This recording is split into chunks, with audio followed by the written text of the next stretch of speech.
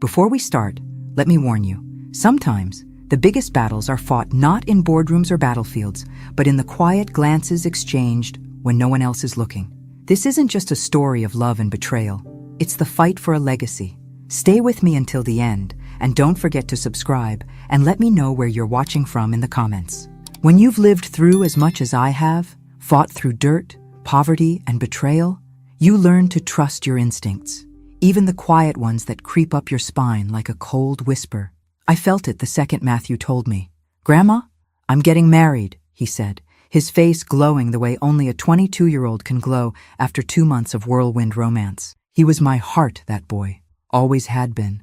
And even as I smiled, something inside me twisted, something deep, something old. Brianna Carlisle. A pretty name, a pretty face, but life has taught me that pretty often comes with a price. Still, I bit my tongue. I smiled. I congratulated him.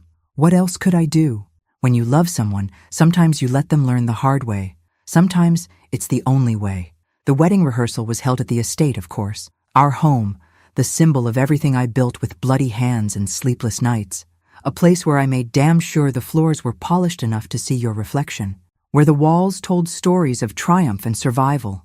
I stood there, next to Matthew, watching guests arrive in their polished shoes and rented smiles. And then she walked in. Brianna Carlisle. Golden hair, perfect skin, the kind of beauty that turns heads and softens hearts. She smiled at me, wide and mechanical, like a doll wound up too tight. She offered her hand. I took it. It was cold, like touching marble. "Mrs. Whitmore," she said, with a voice too sweet to be sincere. I smiled back, because that's what you do when you're Eleanor Whitmore. You smile while you sharpen your knives behind your back. She was polite, too polite. Every answer clipped short, every glance tinged with the faintest hint of impatience. I wasn't a person to her. I was an obstacle, something she had to tolerate until she could move past me. The rest of the family didn't notice. They never do at first. Linda, my daughter, fluttered around Brianna like a moth to a flame, desperate to make her feel welcome. Matthew, blind with love, didn't see the cracks, but I did. I saw everything. And then came Richard Carlisle. You could hear him before you saw him, booming laugh, words spilling out like a broken faucet. He rushed toward me like an old friend, grabbing my hand in both of his sweaty palms. "Eleanor, what a pleasure!" he bellowed, his teeth gleaming too white under the chandeliers. I smiled, frozen and unamused, as he talked about business ventures and amazing opportunities, and how he respected strong women like me. I'd met 100 Richards in my lifetime. Men who spoke loud to hide their empty pockets. Men who charmed the room while plotting to steal it. He reeked of desperation, cloaked in cheap cologne and fake bravado. And just like that, my instincts screamed again. But the night had one more gift for me before it ended. I saw them near the far corner of the ballroom, away from the noise, the laughter, the speeches. Brianna and a young man I didn't recognize. He wasn't just a guest. He wasn't just a friend. There was something electric between them. The way they stood too close, the way she laughed with her whole body, the way his hand grazed her waist with the kind of familiarity you don't build in 2 months. I watched them, unseen. Watched as Brianna's eyes lit up in a way they never did with Matthew.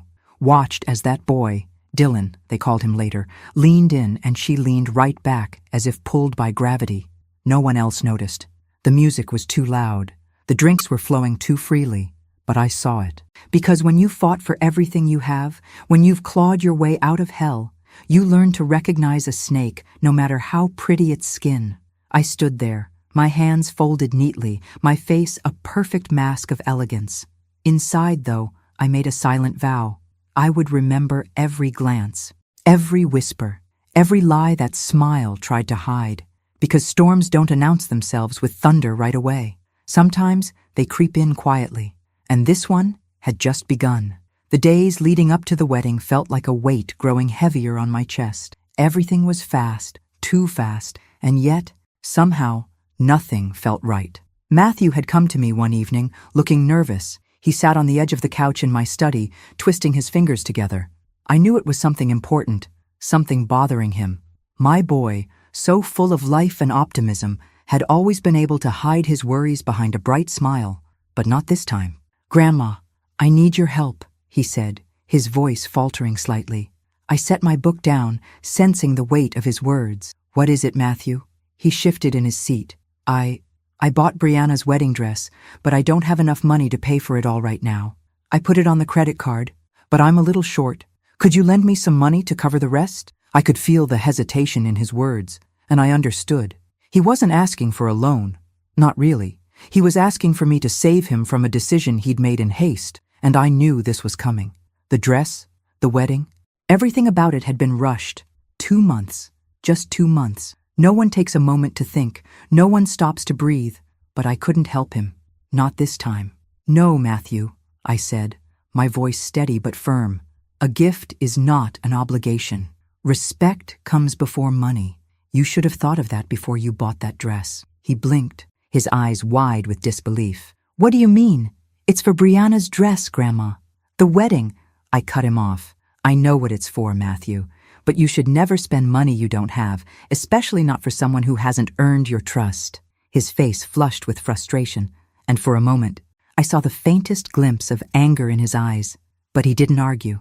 Not then. Instead, he stood up, and in a quiet voice he said, "I'll figure it out, Grandma." And he left. It wasn't until the next morning that I learned the consequences of my decision. Linda came storming into my study, her face twisted with fury.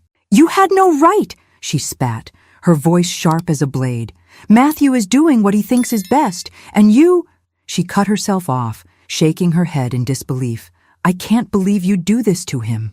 I said nothing, watching her pace back and forth, the anger radiating from her. "Do you even care about him?" she demanded. "Or are you too busy pretending you have all the answers? You think that lecturing him is going to make him see your way? You're pushing him away, Eleanor." I felt the old ache in my chest, the pain of being misunderstood, but I couldn't bring myself to regret what I'd said. Matthew needed to learn. He needed to see that life wasn't just about rushing forward with promises and shiny dresses. It was about understanding the weight of those promises. Linda, in her anger, didn't see it. She was too busy playing the role of the protective mother, defending her precious son. And now she was too deep in her own hurt to see the truth. "Fine," Linda snapped. "I'll pay for it then. I'll take care of everything. But don't think for a second that this doesn't change things between us." And just like that, the rift widened. The lines were drawn. She paid for the dress that very day, paid it off in full, without a second thought. But I knew then that things would never be the same between us. You can't erase what's already been said, can you? Once you see someone's true nature, it doesn't go away. Matthew didn't talk to me about it again. He didn't ask for my advice or my approval. He simply let his mother handle it. He didn't realize what had been lost in the exchange. And Linda? She couldn't see past her anger long enough to realize that I wasn't trying to hurt her son. I was trying to teach him. The wedding loomed closer with each passing day, and I could feel the distance between me and the rest of them growing. Matthew, lost in his own world of wedding plans and Brianna's demands, didn't notice. But I did. And I knew something dark and quiet, that they didn't. There was more to Brianna's story than met the eye. I could feel it, deep in my bones. The signs were all around me. But for now, I stayed silent. Because sometimes, it's better to let them fall on their own before you make them see the truth. The day of the wedding arrived with all the fanfare one might expect for the Whitmore name. A grand event. A spectacle meant to be remembered. Flowers, food, laughter, everything wrapped in layers of luxury. This was supposed to be one of the happiest days of Matthew's life. But beneath the glittering surface, the air was thick with tension. I stood in the corner of the room, watching as the guests gathered, their laughter floating over the sound of clinking champagne glasses. The ballroom shimmered with gold accents, the lights soft and warm, just as it should be for such an important occasion. Yet something felt off. Brianna was a vision in her wedding dress, every inch of her crafted to perfection. Her beauty was undeniable, but her eyes never met mine. She looked past me as though I were invisible, or worse, as though I were a ghost from her past that she had no time for. I watched her move from one group of guests to another, her smile always tight, her words polite but lacking any true warmth. She almost seemed to avoid my gaze, and I didn't miss the coldness in her demeanor when she did glance my way, a flash of ice that disappeared as quickly as it came. The kind of ice that cuts straight through you, leaving you with a chill that lingered far longer than it should. Matthew stood beside her, a gleam in his eye that only a young man in love could have. I wanted to reach out and shake him, to make him see what I saw, but he was too deep in it, too blinded by the illusion of love to notice the cracks. Richard Carlyle, Brianna's father, was the picture of charm. His laugh was loud, his words fast and smooth, designed to fill any silence. He walked through the crowd like a king, grasping hands, shaking shoulders, and making promises to anyone who would listen about his great new ventures and amazing opportunities that were sure to make anyone wealthy. I could feel his desperation from across the room, the way he sought approval from anyone who might help him claw his way up the social ladder, the kind of man who could tell you anything and make you believe it with a smile, the kind of man I had learned to distrust long ago. But it wasn't just Richard that caught my eye that evening. No, it was Dylan. He stood with Brianna during most of the night, casually, as if he were meant to be there. His easy laughter and the way he leaned in just a bit too close when he spoke to her wasn't something you could miss if you were looking. And I was always looking. They shared quiet jokes, exchanged knowing looks, and moved as if they had always belonged to each other. Brianna's eyes softened when she looked at him, something I hadn't seen when she looked at Matthew. The affection in their eyes was unmistakable, and the way their bodies almost seemed to align naturally, like magnets, made my stomach twist. I watched them like a hawk, marking every small gesture, every touch that was just a beat too lingering, every laugh that went on a second too long. I wasn't the only one who saw it. I was sure of it. But no one dared to say anything.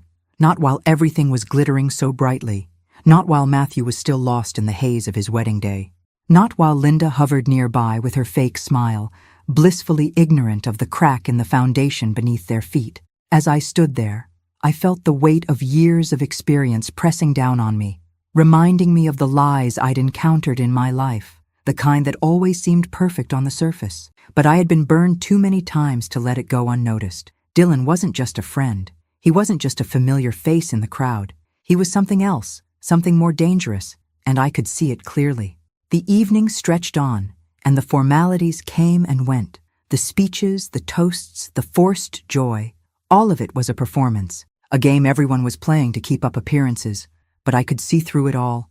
I recorded every detail, every subtle glance, every small inflection in voice that betrayed the calm surface. I would remember it all. Brianna's coldness, Richard's desperate smiles, Dylan's intimate proximity. I would remember because one day, sooner than they thought, everything they had built would come crashing down. And when it did, I'd be the one watching from the sidelines, calm as ever, knowing that I had seen it coming long before anyone else did. It's funny how life has a way of moving forward, even when you're stuck in the past. Matthew had barely been married for a few weeks when he sat me down, eyes wide with excitement, and started talking about his big break. "Grandma, I've got the perfect opportunity," he said, practically glowing. I tried to focus, listening as he spoke, but the voice inside my head, the one that never stopped warning me, was already starting to whisper.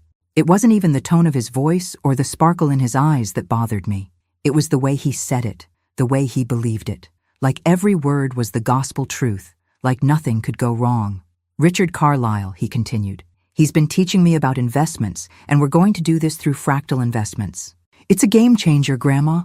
I'm going to make some serious money." I nodded, letting him spill out his excitement, but inside, my stomach churned. Fractal investments. The name itself felt hollow to me, like something that had been designed to sound more impressive than it really was. Richard Carlyle, the smooth talker I'd seen at the wedding, was now guiding my grandson into a world I knew nothing about, and my gut told me it wasn't the path he thought it was. "Sounds interesting," I said, forcing my lips into a polite smile. "But tell me more about this opportunity," Matthew went on, detailing every little aspect of his plan, as if the very mention of the words business and investment had transformed him into a savvy professional. I listened, but I couldn't shake the feeling of unease that had settled deep in my chest. The whole thing felt too perfect. Richard Carlyle, a man with more flash than substance, suddenly becoming Matthew's mentor. A supposed opportunity to make money, when we both knew how quickly that world could swallow you whole. It was as if he had placed Matthew under his spell, making him believe that wealth and success could be snatched up with a single leap of faith. The more Matthew spoke, the more I realized how much he trusted Richard, how much he wanted to believe in this so-called opportunity. And I couldn't help but wonder, was this another one of Richard's schemes? Was this just another way for him to ingratiate himself with the Whitmore name, to slide his way into the family's pockets? Well, you know I've always trusted you. Matthew, I said, trying to keep my tone neutral. But you should be careful. Sometimes the fastest way to success is the fastest way to disaster. He waved it off, like I was just another old woman trying to slow him down. You don't have to worry, Grandma. Richard's a genius when it comes to investments. I'm going to learn a lot, and we're going to build something big. I smiled again, but this time it wasn't a smile of encouragement. It was the kind of smile a person gives when they know something others don't. I had seen too many people like Richard in my life, the ones who promised you the moon while they were digging a hole underneath you. And Matthew, in his youthful optimism, was heading straight for that hole, completely unaware of the danger beneath his feet. All right, I said softly, but just remember, Matthew, not every opportunity is what it seems. I saw his eyes flicker with impatience, but he didn't argue. Instead, he stood up, ruffling my hair, as he always had when he was a little boy. I'll be fine, Grandma. Trust me. He left the room with that look of certainty still on his face, his dreams so big and his feet so light that I almost wished I could believe in them too. But I didn't. I couldn't. As the door clicked shut behind him, I sat there, feeling the weight of his words press down on me. I wasn't sure if it was Richard's influence or the dream of easy success that had clouded Matthew's judgment, but either way, I knew trouble was on the horizon. It always starts with something too good to be true, doesn't it? And this story? This opportunity Matthew was so excited about? It felt too perfect, and I had learned long ago that perfect was just another word for disaster waiting to happen. It's strange, the way people ignore the signs when they don't want to see them, the way they convince themselves that everything is fine when deep down, they know something isn't right. As the weeks passed, I watched Matthew's behavior shift slowly, like the tide creeping in, unnoticed until it's too late. He started selling off assets, those gifts I had given him over the years, things that had been meant to secure his future, to ensure that he would never have to struggle the way I did. At first, I thought it was just a momentary lapse, a misstep, but it wasn't. Grandma, I'm just reinvesting, he would say, his voice upbeat, his eyes bright with that same enthusiasm he'd had when he first told me about fractal investments. It's all part of the plan. These are just the new projects Richard's helping me with. I'm going to make it all back, and more. Every time he spoke like that, something inside me turned cold. The words were the same ones I had heard from too many people who'd lost everything, who had been seduced by someone promising them the world and leaving them with nothing but empty hands. The first time he sold a piece of property, a small investment I had given him for his 21st birthday, he tried to reassure me, but I could see it in his eyes. He was scared of failing, scared of disappointing Richard, and scared of me. He thought I wouldn't notice. He thought I wouldn't care. But I noticed, and I cared. One evening, after another of Matthew's "I'm just adjusting things" explanations, I found myself sitting at the kitchen table with Linda, trying to make her understand what was happening, trying to get her to see the way Richard was pulling the strings, but she didn't want to hear it. "Eleanor, you're being ridiculous," she said, rolling her eyes in that way she always did when she thought I was being too harsh. "Matthew is grown now. He's making decisions for himself. You need to let him live his life." I sighed, rubbing my temples, trying to gather the patience I had so often lost when dealing with her. "Linda, I know my son-in-law, and I know Matthew. Richard Carlyle is using him. He's setting him up for something. He's a smooth talker, a con man, and you're too blind to see it." Her face flushed, and she crossed her arms defensively. "Don't you dare call Richard a con man, Eleanor. You don't know him like I do. Then what do you think this is? This selling off his assets? This reinvesting in God knows what?" I snapped. "Do you honestly think he's doing this for Matthew's future?" But Linda, like always, had her mind made up. "You're just jealous. You're jealous of what Matthew's doing. You've never liked Richard, and now you're blaming him for everything." She stood up, shaking her head, the conversation over in her mind. But I wasn't done. I looked at her, steady and calm, though the rage was bubbling just under the surface. I'm not jealous, Linda. I'm scared, and you should be too, because I've seen this before. I've seen men like Richard ruin people, and now they're doing it to my family, to my grandson. But she wouldn't listen. And Matthew? He was too wrapped up in his own world of promises and false hope to see what was right in front of him. Weeks passed, and with each passing day, I watched more pieces of Matthew's life slip away. He justified everything, selling off investments, emptying out savings, all in the name of growth and opportunity. The more he trusted Richard, the more he lost himself. And the more I watched, the more I felt like I was losing him too. I tried once more, late one night, when Matthew came to visit after one of his meetings with Richard. "Matthew, please, listen to me," I said, my voice gentle but firm. "You need to stop. This isn't the way." "Richard," he cut me off, eyes wide with frustration. "Grandma, I know what I'm doing. I'm not some kid anymore. I've got a plan. I'm taking control of my future."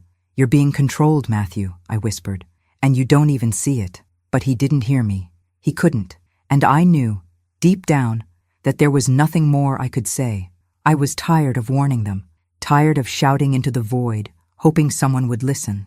No one wanted to hear the truth. Not Linda, not Matthew. So I decided to wait.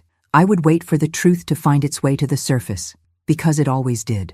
The lies always catch up, and when they did, I would be there, watching from the sidelines, ready to see how the story unfolded, the way it always did. And in that silence, I knew one thing for certain. The truth was coming. I just had to be patient. 3 months. Just 3 months. That was how long it took for the perfect illusion to crumble. I had seen it coming, of course.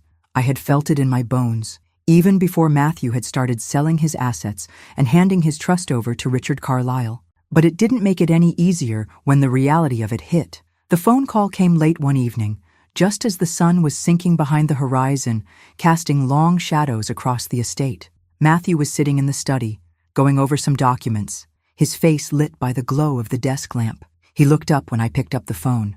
His curiosity piqued. I didn't speak at first. I just listened. It was Linda on the other end, and her voice was tight, strained. "Mom, you need to sit down. Brianna, she's filed for divorce." I felt the world pause for a moment. The air seemed to thicken, the weight of the news pressing down on me.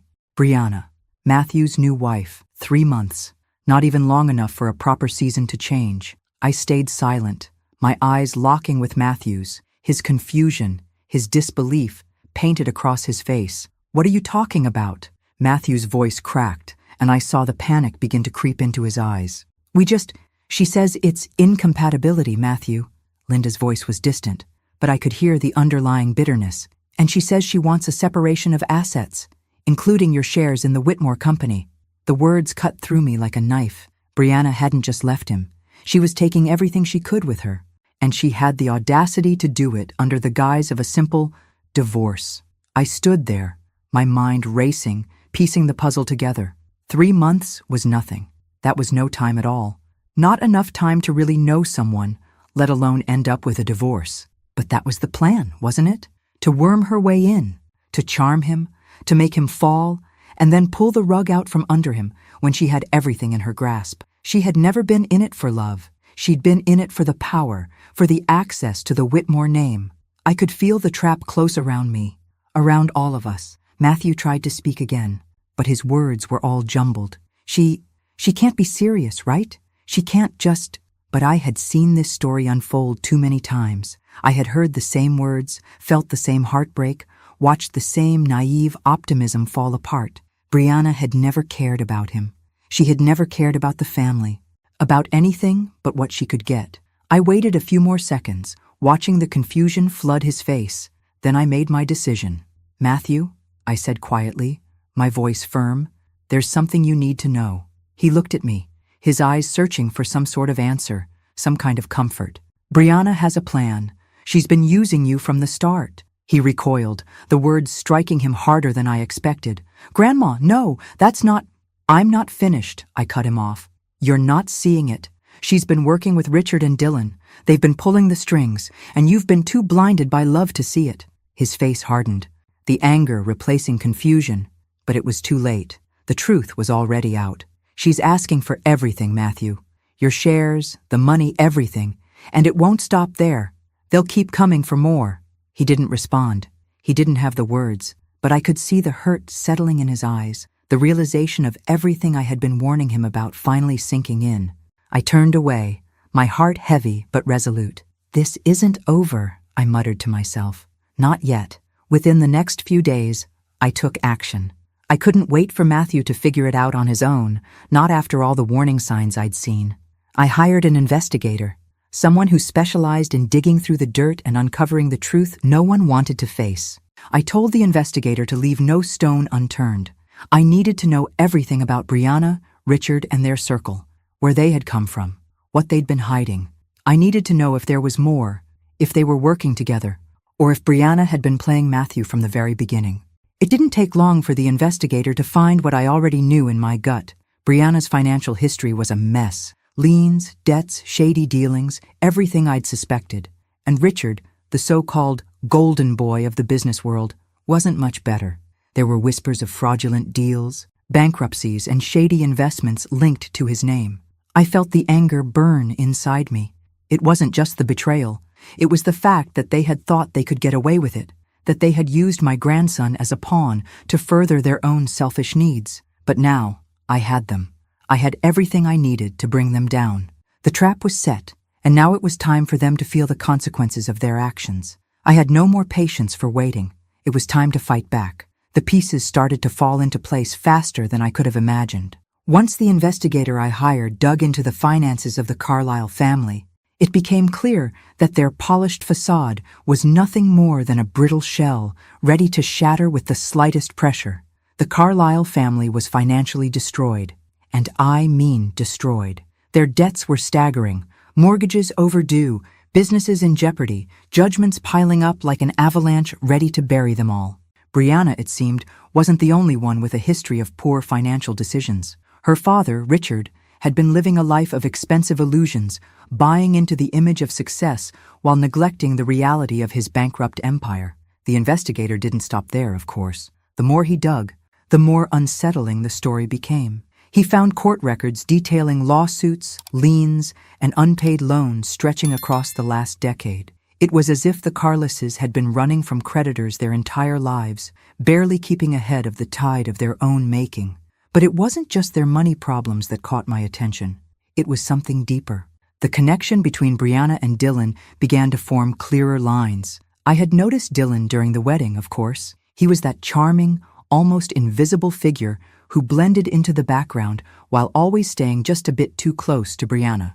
A family friend, they had called him. But it didn't sit right with me. His behavior, his proximity to Brianna, there was more to their relationship than just friendship.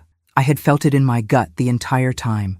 The investigator, digging through their connections, began to make the same conclusions. Dylan wasn't just a friend.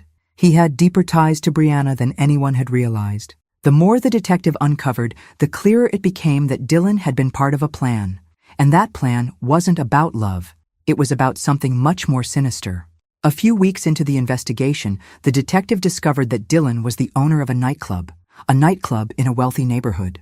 Not just any place, it was a high-end establishment that catered to the rich and the reckless, the kind of place where the wealthy would come to indulge their darkest desires, paying for privacy and secrecy.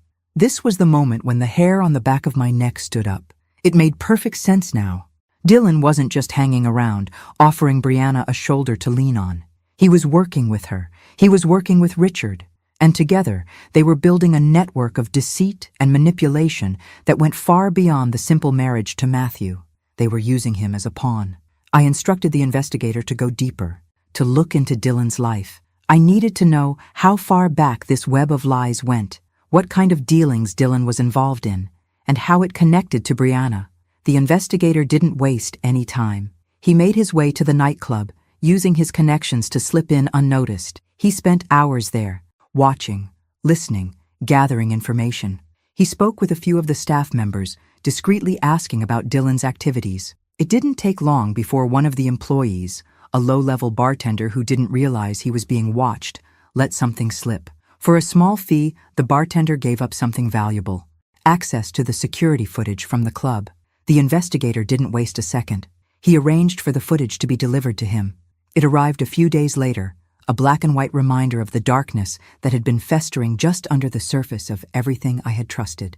I watched the footage in silence. It was a grainy video taken from the security cameras inside the club. At first, nothing seemed out of the ordinary, just a few patrons in the background, laughing, dancing, and drinking. Then it came into focus. Brianna, Dylan, alone. The footage showed them in a secluded corner, hidden from the rest of the crowd. They were laughing together, their bodies closer than I had ever seen them at the wedding. Brianna reached out and touched Dylan's arm, and he leaned in, whispering something into her ear that made her laugh. Then, the moment that stopped my heart, Dylan kissed her. It was quick, but it was unmistakable. A kiss that spoke volumes. I sat back in my chair, my hands trembling slightly as I processed the footage. This wasn't just some fleeting moment, some innocent gesture. This was something deeper. They were involved, and it was all a part of the plan to tear my family apart. I knew what I had to do. The time for waiting was over. The truth was out there, in black and white, and it was time for me to act. This wasn't just about a bad marriage or a foolish investment. This was about a calculated, deliberate attack on everything I had worked for. And I would make sure that Brianna, Richard, and Dylan paid for it all. I would make them feel the full force of the consequences, because once the truth came to light, there would be no hiding, no excuses, just the wreckage of their own making. When the footage arrived, I didn't hesitate. I didn't need to see it in full to know what it would reveal. But when I watched it, the undeniable proof of Brianna and Dylan's betrayal, the flood of emotions hit me all at once. Anger, disgust, satisfaction, and even relief. The video began innocuously enough, with a few shots of the club, patrons mingling, drinks flowing, music pulsing through the air. But then it narrowed in on them, Brianna and Dylan, in the corner of the club where no one could see them, where they thought no one was watching. The timestamp flashed at the bottom of the screen, just a week before the wedding. And there they were, in the dimly lit corner, laughing, their bodies close in a way that was far too intimate for a mere friendship. My eyes didn't leave the screen as I saw the moment unfold. Brianna touched Dylan's face, a soft, almost tentative gesture, her fingers grazing the side of his jaw as if they had done it 1,000 times before. He leaned in, his lips brushing against hers, and the kiss wasn't just a peck. It was deep, it was heated. It was everything I needed to confirm the truth. They pulled away for a second, their eyes locking, and then more whispers, more shared secrets, their hands intertwining like nothing else mattered. A quick, almost furtive touch across her lower back. Brianna's laughter echoed through the quiet, a sound I hadn't heard from her at the wedding, not once. And then, the most damning part of all, they kissed again, this time, longer, with more heat, more intent, more intimacy. I sat there, staring at the screen, my hands gripping the edge of the desk as the anger bubbled up inside me. I had known it. Every instinct in me had screamed the truth, but now I had it, in black and white, Brianna and Dylan, together. Behind Matthew's back. And the worst part? She had been playing him, pretending to be his perfect bride, while she was already building her life with Dylan, stringing Matthew along as part of her grand plan. I felt a rush of adrenaline mixed with a twisted satisfaction. Now I had them. I leaned back in my chair, closing my eyes for a moment, taking in the weight of the discovery. A part of me was repulsed by what Brianna had done to my grandson, to our family. But another part, the one that had been quiet for so long, felt vindicated. The trap had been set, and now it was time to spring it. Now, my girl, I whispered softly to the screen, now you've made your mistake, and it's the last one you'll make. The video was clear, without room for misinterpretation. Brianna had been unfaithful to Matthew while she was still wearing the wedding ring, and Dylan, that snake, had been a willing accomplice in this treachery. I placed the footage carefully into an envelope, sealed it, and took a deep breath. I had everything I needed now, evidence that would dismantle her claims, expose her lies, and turn the tide in our favor. The wheels were already in motion. Matthew would know the truth, the full, ugly truth, the one that had been hiding beneath Brianna's perfect smile, beneath the promises she'd made. She had believed that she could get away with it. She had believed that she could fool everyone. But now the game had changed, and I was ready to make sure that Brianna and her accomplices would pay for everything they had done. They would not escape this. Not this time. Not. I could feel the tension in my body easing. There was no more doubt, no more waiting. It was time to show Matthew the proof, to force him to see what he had been too blind to recognize.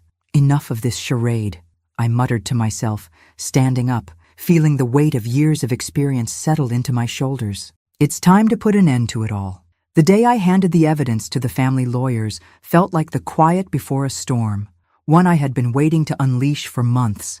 With the footage securely in hand, there was no more holding back. It was time to watch Brianna's carefully constructed world begin to fall apart, piece by piece. I walked into the law office with purpose, the envelope containing the damning video pressed tightly against my side. The lawyers were already expecting me. They had been briefed, had seen the warning signs long before I'd come to them. But this was the moment that would change everything.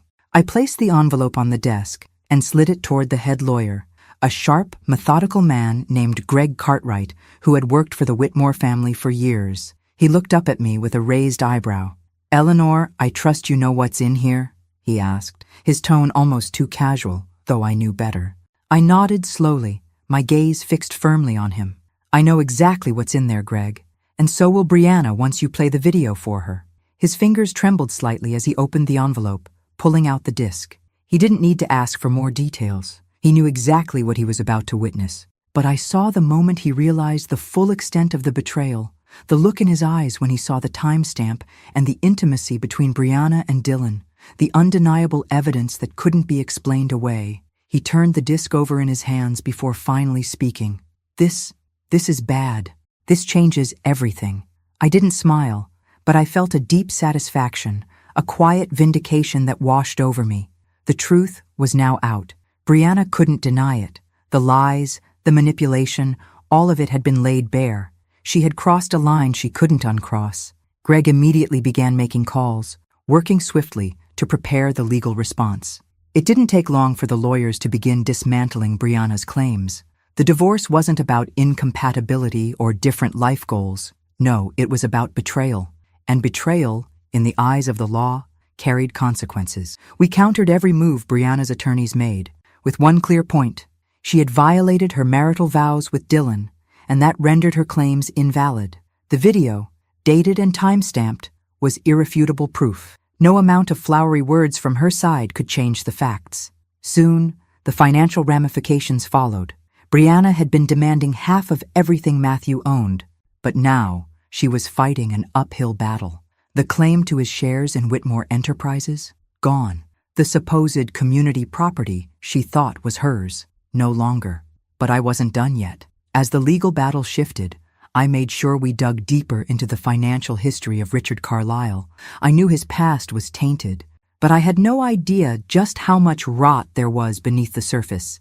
Greg's team began uncovering more than just missed payments and bankruptcies.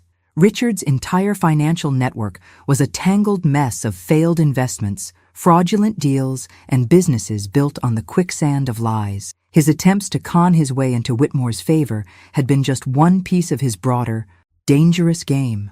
His ties to the criminal underworld were more than mere whispers. There were real links, documents that tied him to shady dealings, some of which had already been flagged by the authorities. As the investigations progressed, it became clear that Richard was in deep. He had been using Brianna's marriage to Matthew as a front to enter the Whitmore circle, all the while pushing his own disastrous financial schemes onto my grandson. It wasn't just betrayal, it was calculated manipulation. The walls were closing in on Brianna and Richard, and it felt like the entire world was watching. I could almost hear their false smiles cracking under the pressure.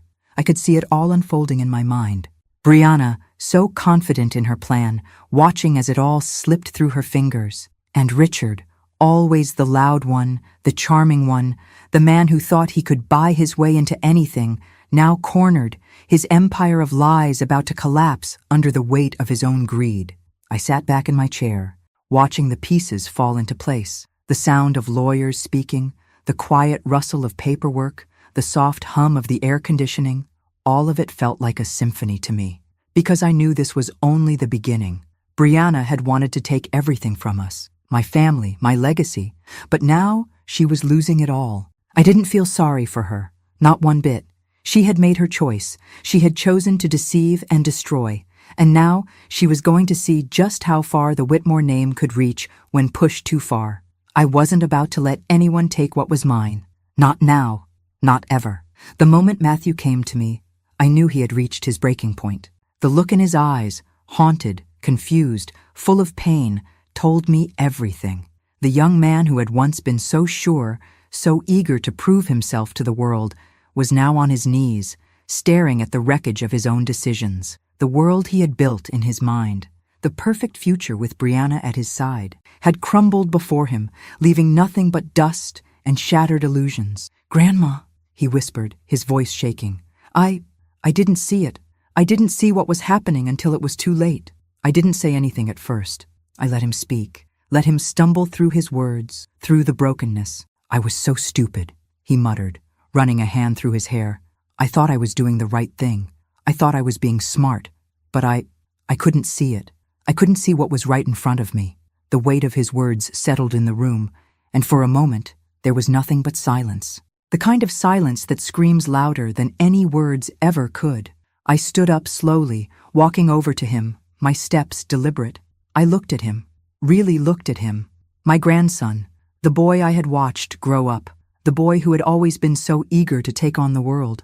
And now, here he was, defeated by his own naivety. "You weren't stupid, Matthew," I said finally, my voice quiet but firm. "You were blind." He looked up at me, his eyes brimming with tears. I was blind. To everything. To her. To Richard. To Dylan. I couldn't see it. I didn't listen. "Listen," I interrupted, my voice hardening. "You didn't listen." "No? And now look at the price you're paying." I paused, feeling the weight of every word, every lesson that had led me to this moment.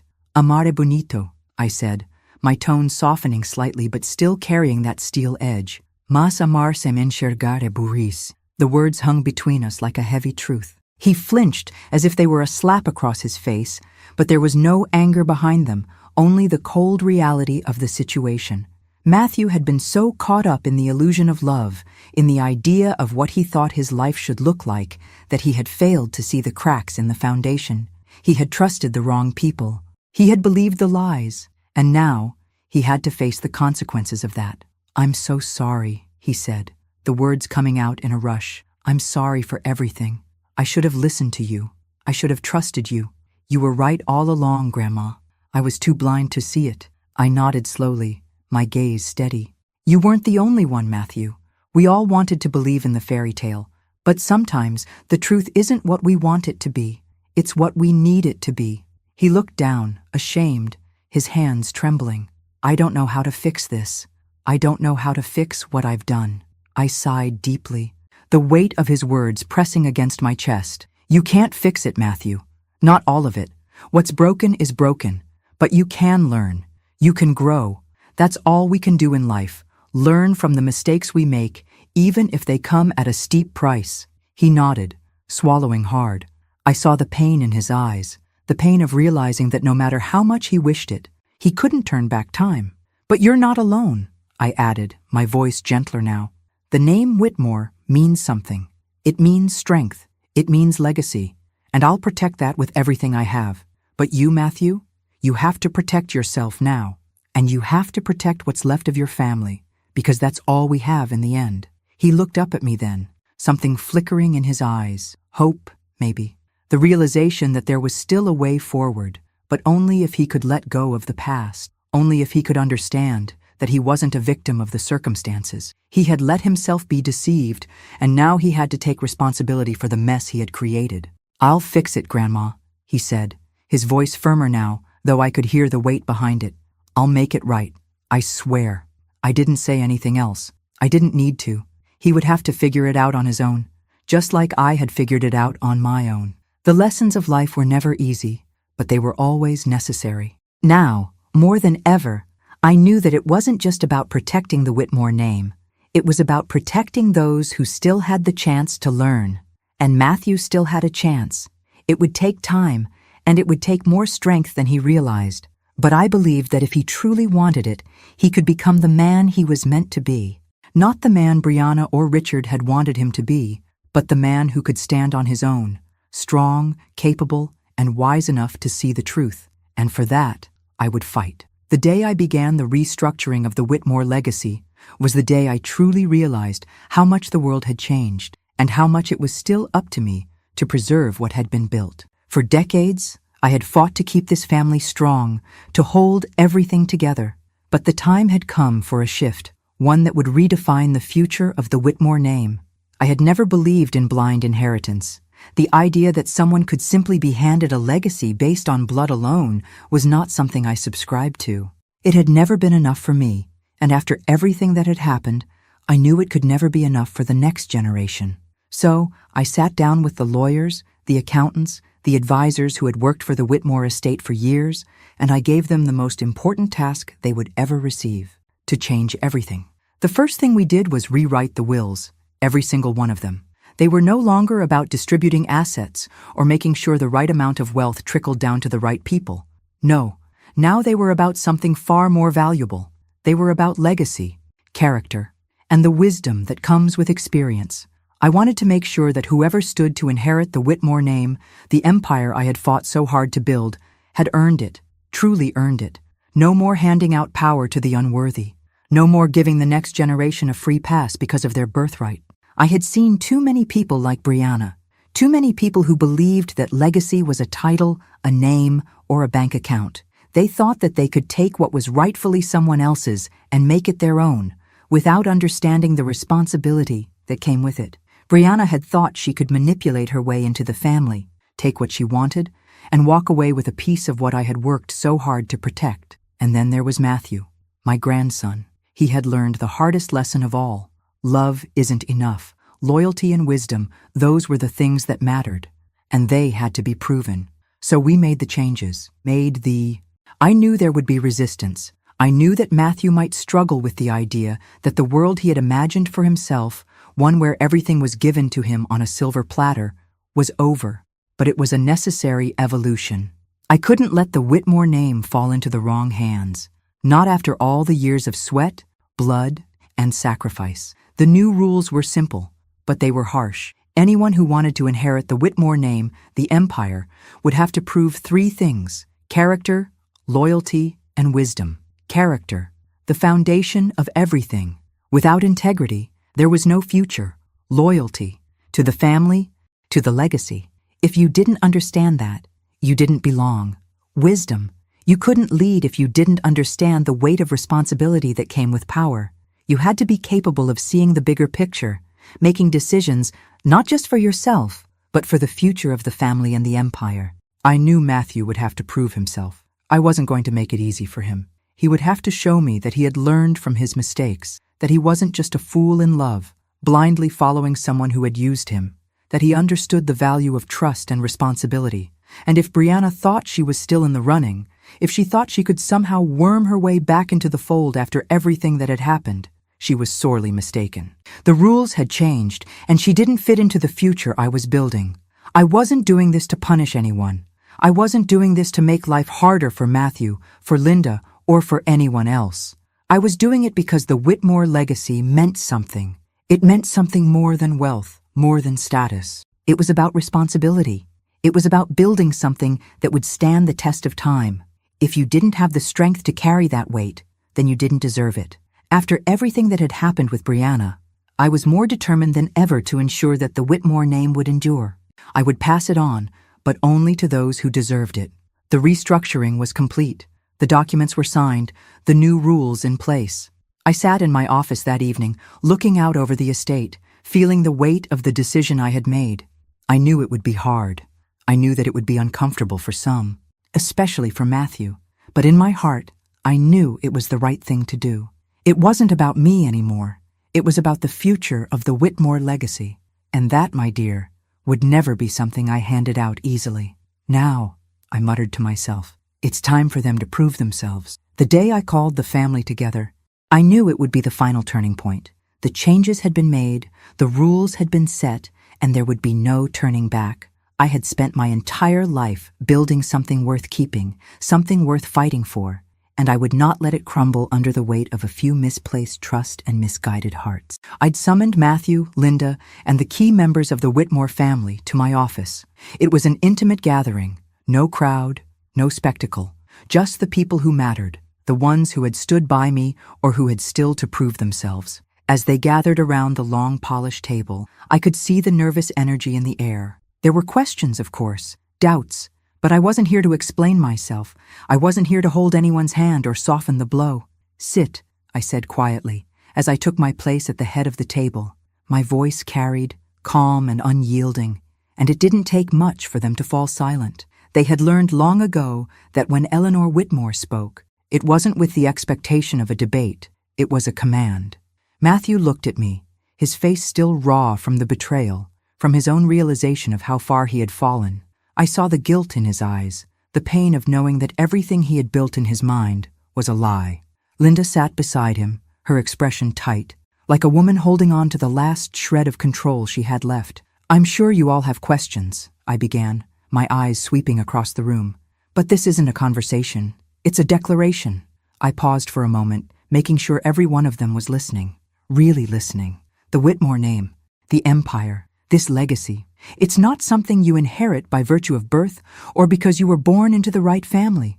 It's earned, every single piece of it. You don't ask for it. You prove you deserve it. I let that sink in, the weight of my words pressing into the room like the thick silence between them. There have been changes made. The rules have been rewritten. No more giving away what is mine to those who haven't proven they can carry the weight. Matthew shifted slightly, but I didn't let him speak. Not yet. "You will prove your worth in ways that matter. Character, loyalty, wisdom. Those are the only qualities that matter now. The rest," I said, my voice cutting through the air like a knife, "is meaningless." Linda's eyes flickered with confusion, then anger, but she stayed quiet. She didn't understand yet. She wouldn't, not until she saw what came next. "Those of you who cannot meet these standards, who do not understand what it means to carry the Whitmore name with honor, will be left behind. You will have nothing. No second chances. No, 'Oh, we made a mistake. This is not a game.'" I saw Matthew's gaze fall, a mix of shame and determination in his eyes. He understood what I was saying. For all the mistakes he had made, for all the pain he had caused, this was his chance. A final chance. A final... "Make no mistake," I continued, locking eyes with each one of them in turn.